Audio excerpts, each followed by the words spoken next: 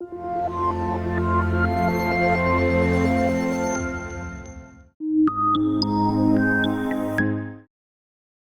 students. We are going to talk about the matter in our surroundings.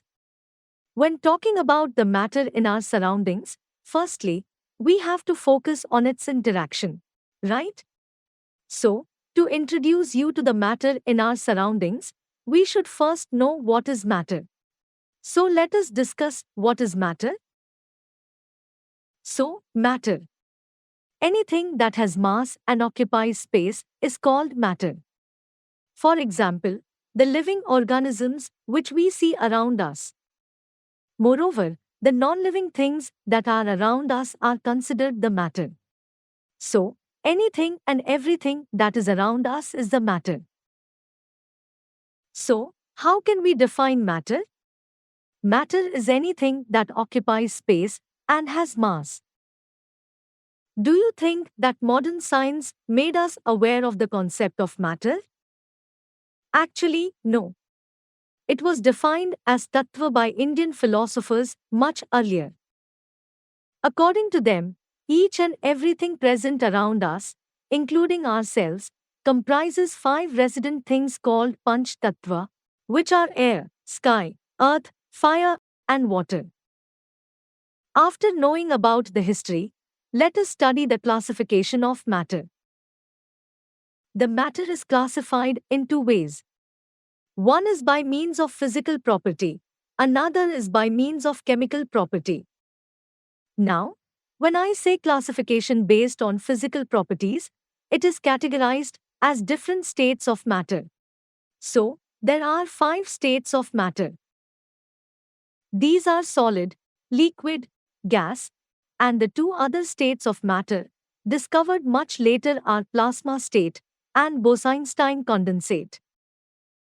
On the other hand, when I say classification based on chemical properties, we divide them into pure substances and mixtures. Pure substances can be further divided into elements and compounds, while mixtures into homogeneous and heterogeneous mixtures. An example of a homogeneous mixture is a solution, while that of heterogeneous is a colloid and suspension. Now that we are done with the classification of matter, let us talk, what does matter comprise? So, the matter is actually comprises particles that are in constant motion. And these particles are nothing but atoms and molecules. But what is the evidence for that? You are a science student. You can't believe whatever I say, right? So, you would need a piece of evidence.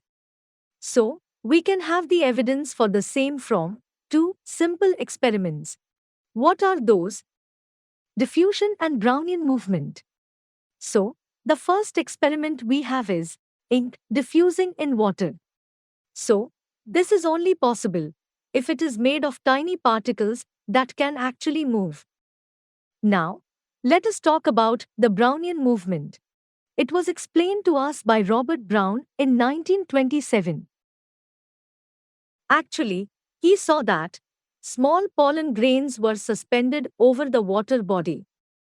When he observed this for a longer time, he could see the zigzag movement of these tiny pollen grains. They were moving randomly. So, Robert Brown told us that the water present here is constantly bombarded onto these tiny pollen grains, which results in the deviation from its original path. This is true for even the dust particles which come in a dark room through a small hole. They are also moving in a zigzag manner. Hence, this also confirms that matter comprises very, very small particles that are in constant motion. As we have reached the end of this module, let us summarize. In this module, we discussed matter. What does matter mean? It is anything that occupies space and has mass, right? Next, we had a word about what matter actually comprises.